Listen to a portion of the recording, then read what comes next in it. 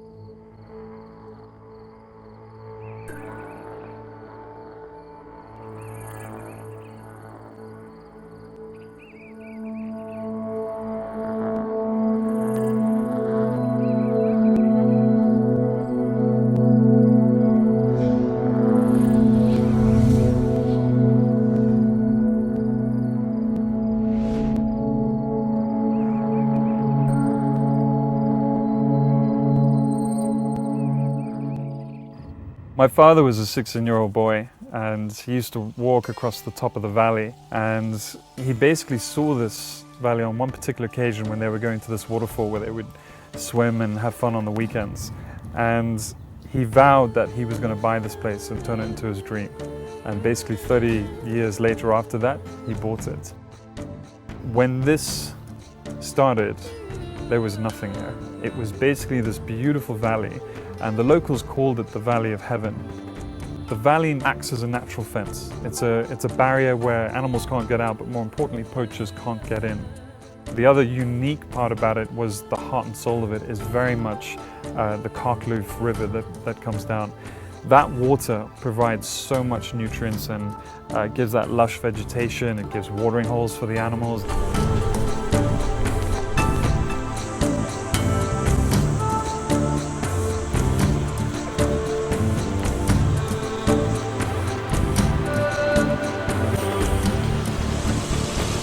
The great thing about going to the Karkloof Falls is that as you go through the valley, you suddenly come to this incredible rainforest. and you have this beautiful path that walks all the way up to the Karkloo Falls, and you can hear the river, you can hear the roar, and it gets louder and louder and louder, and then suddenly you're opened up by this immense beauty of this cascading water and the sound and trees, that lush vibe, and you have just this mist of water that comes through.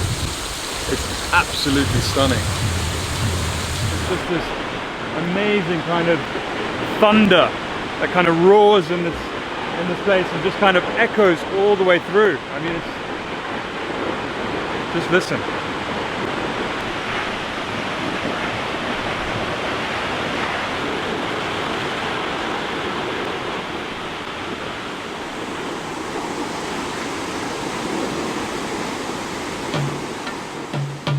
It started with building the roads, first and foremost. You know, if you didn't have those, we had nowhere to go. He brought bulldozers in, teams all over. We were reshaping routes, we were cutting out trees and bushveld. We were having to build bridges right from the word go. And it was a monstrous task in the beginning. You see, this for me is actually one of the most special bridges of all. It's one of the originals. It's about 34 years old. And it was designed to basically be the main focal point that gets people from one side to the other, plus animals. It helps us get over the Karkloo River here. But the original bridge that was actually done before this one was based down here, but it was built much lower. In '87, we had the floods, and basically everything that my father had built in the space of about 3 hours, everything was taken away. The villas, the bridge. We had to build everything from scratch, so this bridge was built higher in case that event ever happened again. It's very special for me, and I'm still glad to see it standing.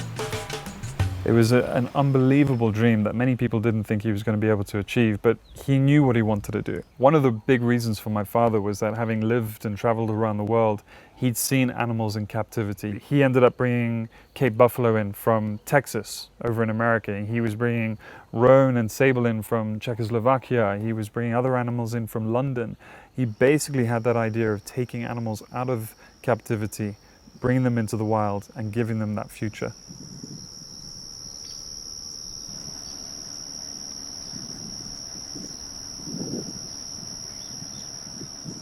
When we had giraffe in the beginning, we only had about 8 of them.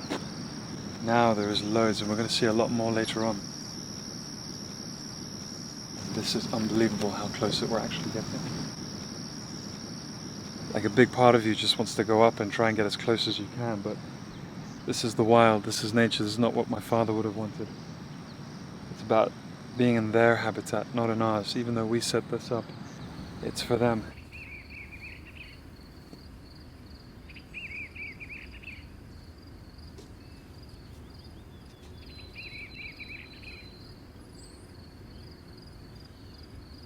My father decided at the time to bring in the first disease-free buffalo. Now, back in the day, that is very much your gold, your diamonds of today in terms of wildlife. Now, 30 odd years ago, you had no place in Africa where that even existed. I think there was one place in Port Elizabeth where you could go and see disease-free Cape buffalo and literally pick and choose them, but they weren't in the wild. He flew some of the buffalo in from Texas in the United States, and simple reason was that they were just being breeded and looked after. So one of the things he wanted to do was bring them back into the wild, which he did here at Karkloo. At that time, I think he only had about 10. Now we have literally over 150 scattered across the place. And the wonderful thing about the buffalo is that they're a very unique species. They can carry a disease, transmit the disease, but not actually be affected by the disease. So for instance, foot and mouth, if they're around cattle, they'd be able to pass it on, but still wouldn't have it, and it would affect the entire herd of cattle, whereas they would not have anything at all. So to be here in the safari, as they are now, and not affect any other wildlife, it's a beautiful thing. Here, because of the size, it's big, but it's not too big.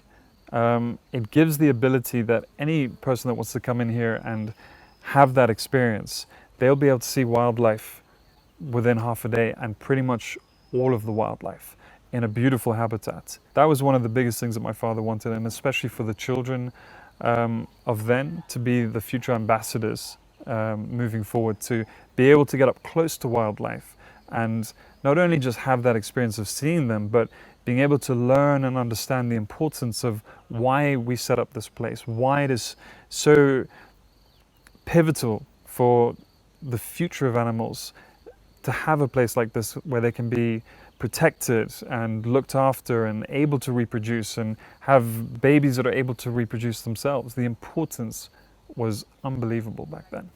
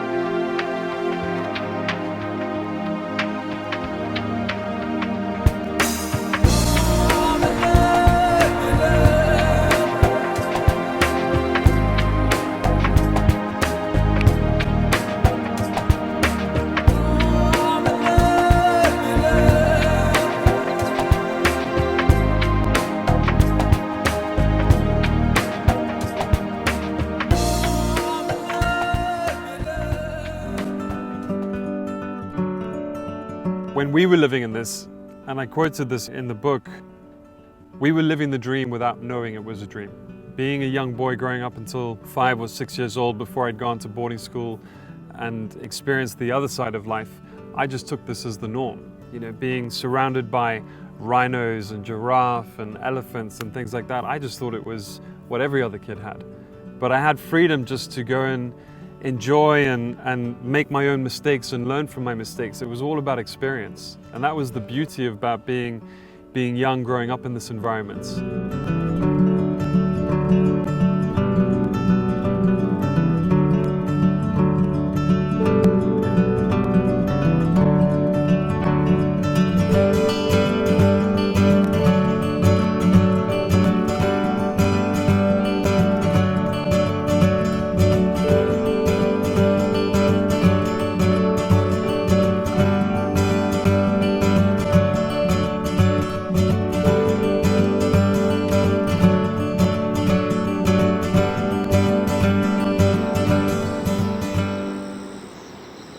So sometimes when you're out here in the wild, you basically have got to look for animals, and many times you just won't see them. But there's a few things here that can give a lot away. Basically poo, if you want to keep it nice and simple. And you've got different kinds. So you've got some here, some there. That typically looks a little bit more like Inyala. That's going to be very similar to buffalo or wildebeest. But the other thing which is quite important, and something which means we've got to actually be really careful where we are, is you'll find a lot of footprints everywhere you go. These, we're right by the water, is going to be hippo. Now for any of you that don't know, hippo is actually one of the most dangerous animals in all of Africa. Extremely fast. People tend to bump into them going down animal trails. Right here, if you look at this point, that's exactly where it comes in and goes out. Now, these things are gigantically powerful, so it could come out of anywhere. So we basically have got to be on our toes wherever we are here. I think as a young boy here in the reserve, the very first time that I developed fear was my first snake bite. And it was a moment that was a sort of potential life or death moment. We didn't quite know what was going to happen. I was coming down a water chute that my father had created in the early days where it was a theme park. So as I'm chasing my tube going down, you're naturally going with the current. I'm going down and the snake is coming in off the bank into the water, and we collide and tags me on my foot, and that was my first bite. The real problem about that is it looked like a puff adder. But in the water, you can't quite tell. It was quick, it was fast, the colors were different, the size. So the worst thing that you could have in the wild is not knowing what you've got bitten by. For the simple reason that antivenom is really important. If you give the wrong antivenom, you can have a very, very bad reaction. We had to wait and see what the reaction was going to be like. Anyway, thank goodness it was a dry bite, which means there was no venom.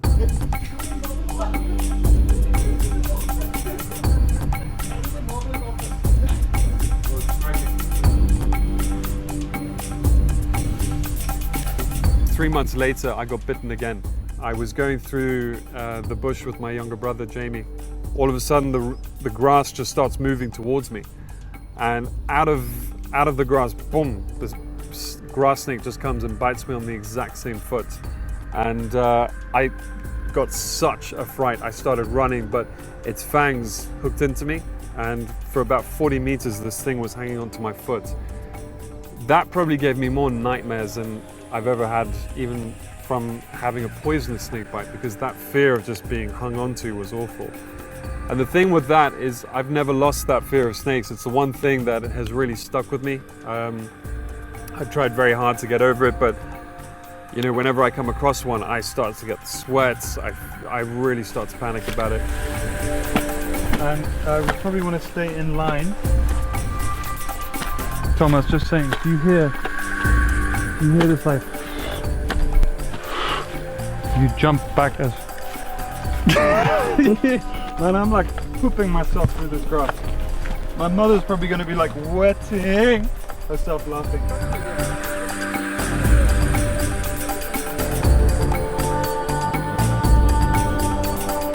Even though I got bitten, I never wanted the snake to be killed, and I still wouldn't want any harm to come of it. It's just how nature is. I was just unfortunate to be in the wrong place at the wrong time.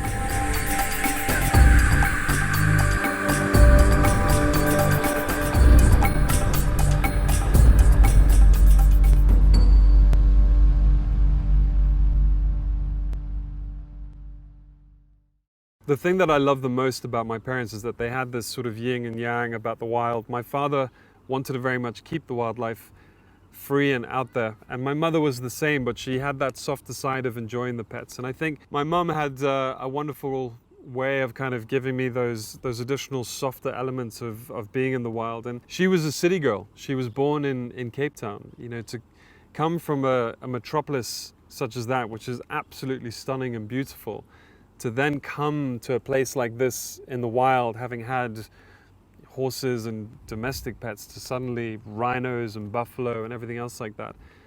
It was an incredible transition for her, but also a beautiful way that she was able to adapt into this beautiful environment.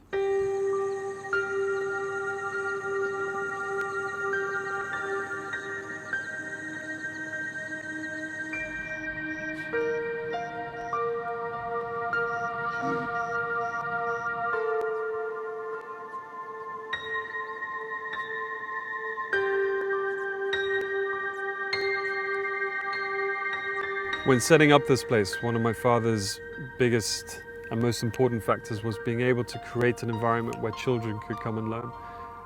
And for me, that is just as important as it was back then. I very much would love to see more children come and experience the same things that I had. Come on, hop on up. You see, for me, this is really nice because I got to grow up here, and now it's my chance to actually show you where I grew up, and now you get to go and live it afterwards. You excited? Yes. Yeah? Are you ready? Yes. Should we go? Yes. All right.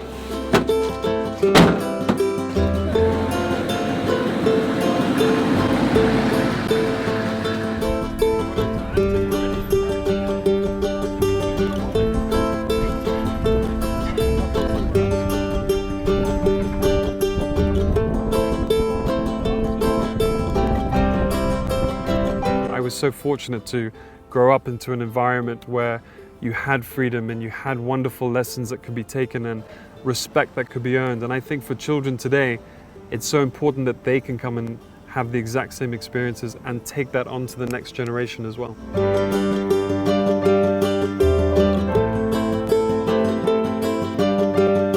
My earliest memory was with Big Boy the rhino. He and I were roughly the same age growing up all the way through. And one occasion I was basically throwing stones at his bum, trying to get his attention, kind of playing chicken. And at one point he just turned and started charging for me. And I was about 5 or 6 years old at the time, and there were no trees around. I was totally in the open. But basically there was this dip sort of dropping down on the side, and I just hurled myself down there knowing that he wouldn't be able to come down. It was a wonderful lesson that I learned, and I felt really bad for doing it, but I was playing around, I was young, and those kind of things you had to learn quickly. Have you had any problems here with the wild animals? No. Any dangerous encounters? No. Has a rhino charged you? No. You've got all of that to come. Yeah. Now what do you do if a rhino charges you? Jump over something? Jump over something? Well, it'll have to be pretty big, right? Yes. But if a rhino charges you, you want to stand still. Because 9 times out of 10 it's going to go, whoo, just to give you a little fright, and then see what happens. You'll learn when there's a mock charge, you'll learn when a mother is just being protective and gives you that kind of warning. And those were great things as a child, because you learn those elements and those lessons that become very, very valuable later on for your survival. But with Big Boy, you never knew. I think one of our saddest moments with Big Boy was on a particular occasion where our elephant trainer Doug was feeding them with pellets, especially when they were a bit younger, and Big Boy was coming to maturity. And for whatever reason, he just stuck his horn straight through Doug, thrown into the air, totally torn open, and it was a horrific moment. The beautiful thing about it, Doug survived. We didn't put Big Boy down, nor did he want that either, so it's a great testament to Doug.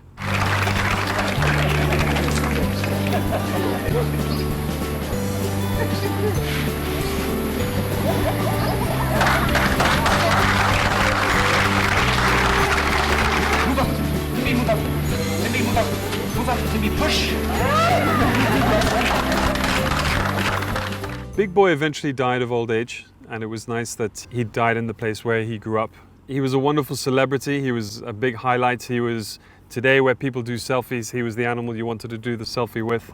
He was on one occasion just extremely jealous with one of the females and pushed her off the bridge, simply because she gave birth to a male. In the wild here, every male typically will challenge the senior male to become leader of the group, and he was a bit young, a bit boisterous, and rather than the mother trying to calm it down, that didn't happen. Big Boy got very jealous and pushed the female off the bridge, and she died. So when I was a little boy, I was about 7 years old, and one of these Inyala came walking out the bush over here, and she'd had a big cut on the back of her leg, but she walked up to me as if she was asking for help. And we basically looked after her for about 4 days. We put her in a boma, okay, so that she couldn't get out. We made sure her leg was okay. But basically for 3 months, she became my friend, and we called her Gabby. When we had them, there was about 8. Now you have over 200. And if I'm right, I think this is your favorite animal, isn't it? Yes. Would you prefer to have an Inyala as a pet, or would you prefer to have it wild? Wild. Why? Because every time I look at them, they seem a little bit wild. They're kind of inquisitive, aren't they? Yeah.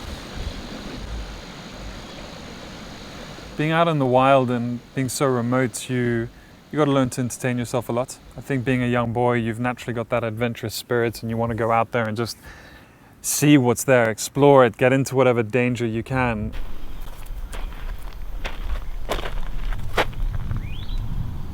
Hear that? It would be beautiful if she just came right now. It would be like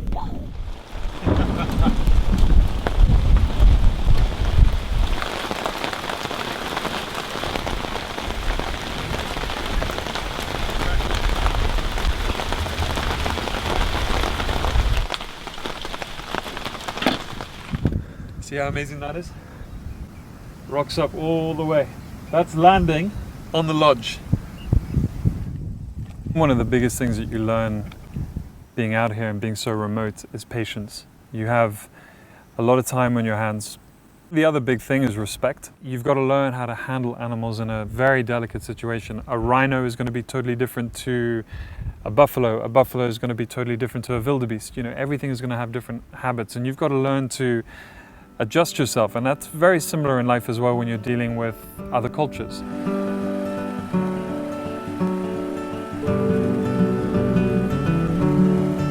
When you have those lessons with the animals, it's very similar to how you are with people.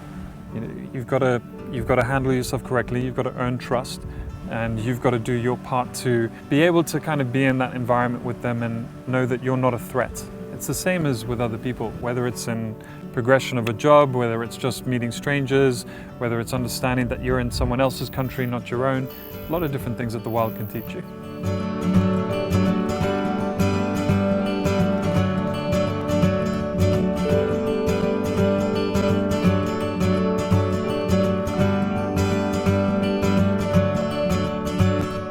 The thing I miss the most is that sense of freedom, that ability to just go and explore and, you know, not be home at a certain time, just go with the wind. As it is here, you just have that, let's see whatever you can find.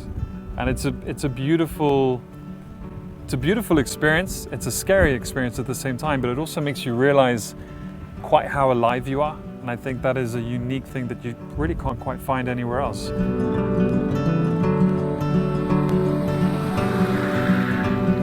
The reason why I called it The Boy from the Wild is not the simple fact that I grew up in the wild.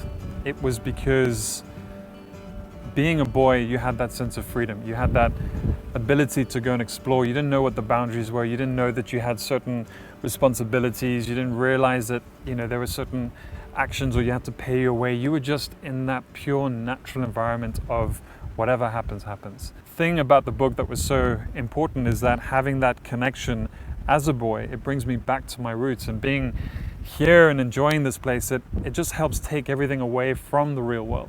Now, where's your favorite place in the safari? What do you like the most? Go to the waterfalls.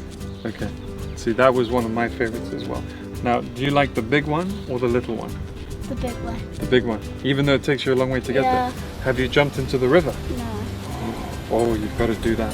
You see, when I lived here, we didn't have the walkway. We had to go all the way up the river. But sometimes it was nice because when it's hot like today, you could jump in the water from the rocks and swim for a little bit and keep going up.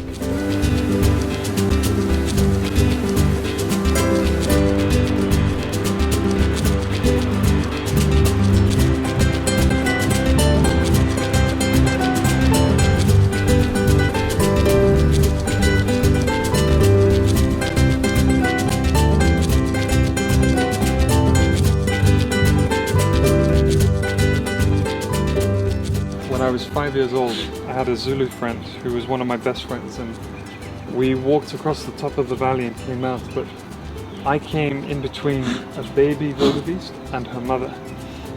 My friend was about 20 feet behind me and jumped up one of those big acacia trees. Me at full flat on the ground because I had nowhere else to go, and the mother ran right over me. She was protecting her baby, and as you will know, being here in the wild, what's one of the worst things about a mom and a baby? Because the mother is protecting the baby. Exactly.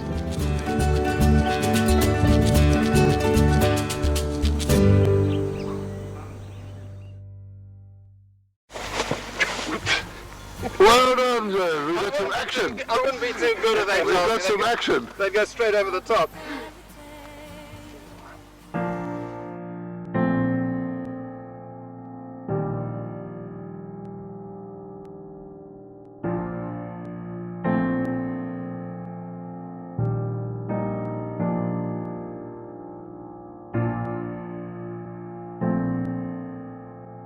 My father called me my boy. He was in my arms when he died.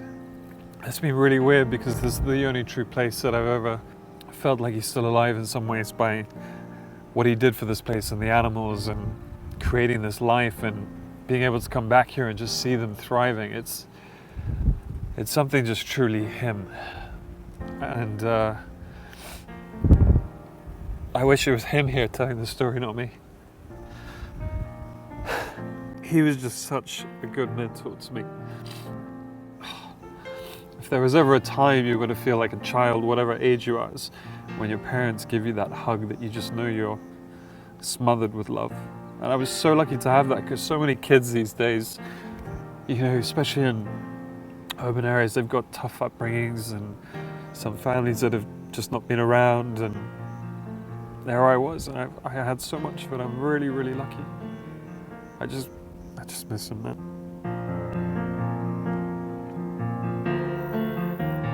It's amazing being able to just come back here after so long and not just feel connected with the land as home, but being connected to my father. If it wasn't for him, I wouldn't be here in this place.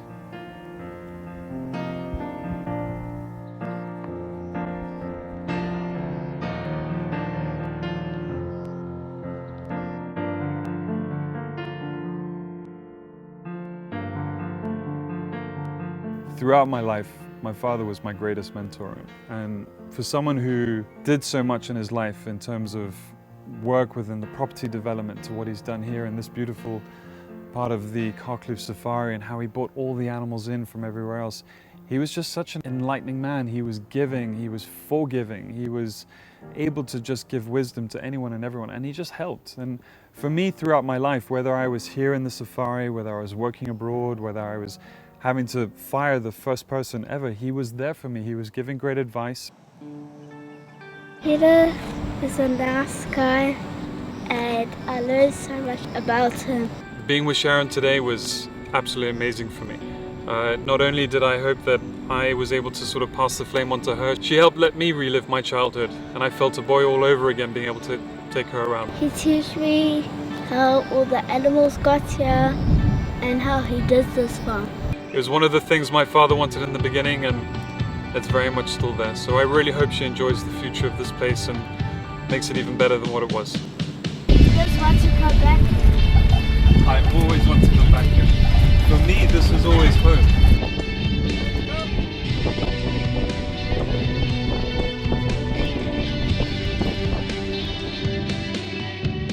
In order to achieve what he was wanting, it was certainly going to take a lot of time. But he did it, and it was absolutely magnificent.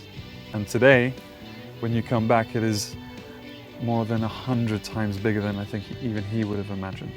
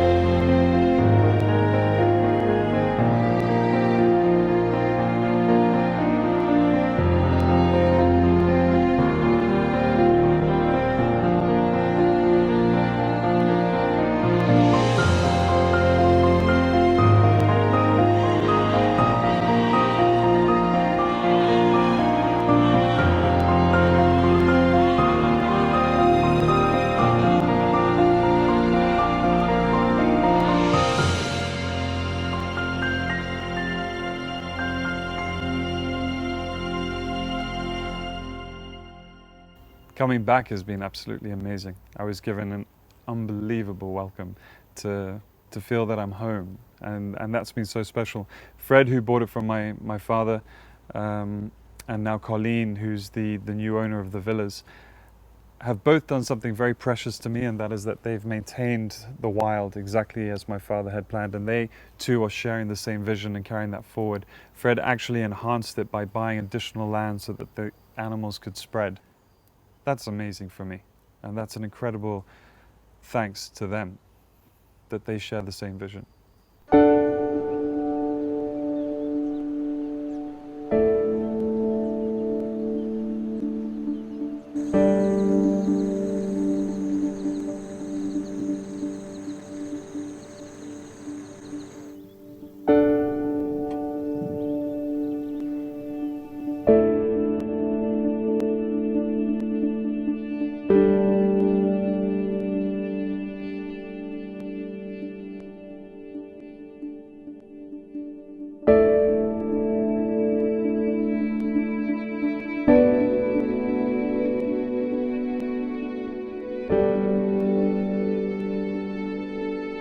Losing my father has certainly been the hardest thing I've ever had to deal with.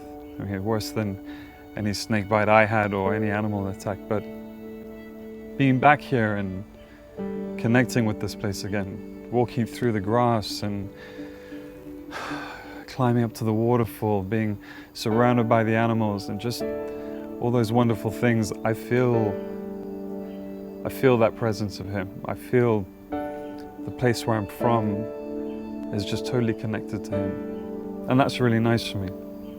As emotional and as painful as it is, it's so beautiful at the same time because I feel like he's here.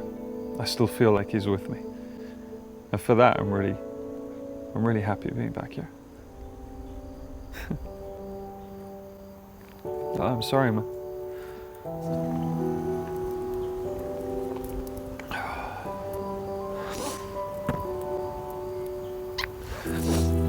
Love you, Dad. Thank you.